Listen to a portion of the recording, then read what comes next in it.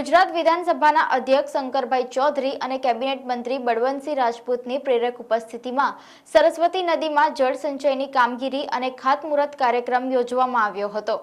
ગુજરાત સરકાર દ્વારા ધોળકિયા ફાઉન્ડેશનના સહયોગથી ગુજરાત વિધાનસભાના અધ્યક્ષ શંકરભાઈ ચૌધરી અને કેબિનેટ મંત્રી બળવંતસિંહ રાજપૂતની પ્રેરક ઉપસ્થિતિમાં સરસ્વતી નદીમાં જળ સંચયની કામગીરી અને ખાતમુહૂર્ત કાર્યક્રમ યોજવામાં આવ્યો હતો। ત્યારબાદ વિધાનસભાના અધ્યક્ષ અને કેબિનેટ મંત્રીએ અરવડેશ્વર મહાદેવના દર્શન કરીને ધન્યતાનો અનુભવ કર્યો હતો।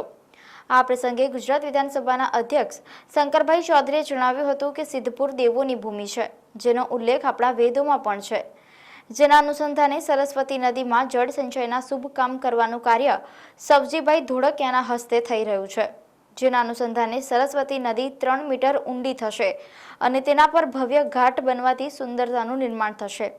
આ પ્રસંગે જળસંપત્તિ વિભાગ અધિક સચિવ એમડી પટેલ, જિલ્લા કલેક્ટર અરવિંદ વિજયન, જિલ્લા પોલીસ અધિક્ષક રવિન્દ્ર પટેલ, નિવાસી અધિક કલેક્ટર બીએસ પટેલ, જિલ્લા પંચાયત પ્રમુખ હેતલબેન ઠાકોર, નગરપાલિકા પ્રમુખ અનિતાબેન પટેલ, સંગઠનના હોદ્દેદારો અને બહોળી સંખ્યામાં લોકો ઉપસ્થિત રહ્યા હતા। સરસ્વતીજીનું આધ્યાત્મિક દ્રષ્ટિથી પણ બહુ મોટું મહત્વ છે અને નર્મદાના પાણીથી પુનઃજીવિત કરવા માટેનું અભિયાન દેશના પ્રધાનમંત્રી મોદી સાહેબે શરૂઆત કરી હતી। ફરી એને આગળ વધારવા માટે કાપ 1 કિલોમીટર સુધી કાઢી આગળ અને પાછળ બંને બાજુ એટલે 2 કિલોમીટર જેટલું થાય, 300 મીટર ચોડું અને 3 મીટર જેટલું ઊંડું, આ રીતનું મોટું અભિયાન ધોળકિયા ફાઉન્ડેશન સાથે રહીને રાજ્ય સરકાર કરવા જઈ રહી છે।